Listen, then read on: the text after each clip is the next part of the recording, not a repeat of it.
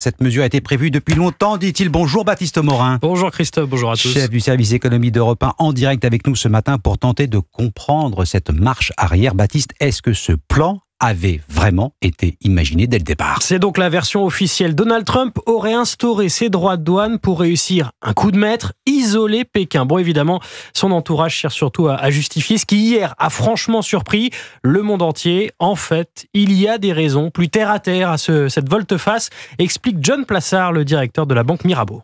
L'Américain moyen a deux choses, c'est un bien immobilier et des actions en bourse. Lorsque le prix de la maison ou le prix de ses actions baisse, eh bien c'est sa richesse qui baisse et il commence à toucher à un électorat qui potentiellement pourrait lui faire perdre les élections de mi-mandat de 2026. C'est donc surtout la réalité économique et ses conséquences politiques qui se sont imposées à Donald Trump. Alors, bras de fer rompu, mais pas avec tout le monde. On a un sentiment ce matin, Baptiste, c'est que cette guerre commerciale tourne au duel États-Unis-Chine. Oui, d'ailleurs, ce matin, toutes les bourses asiatiques sont en nette hausse, plus 8,5% à Tokyo, plus 9% à Taïwan, toutes sauf la bourse chinoise qui tourne autour de zéro, car la guerre commerciale entre les deux plus grandes puissances économiques du monde a franchi un nouveau palier hier et cette nuit. 125% donc de taxes sur les produits chinois importés aux États-Unis, 84% sur les produits américains importés en Chine.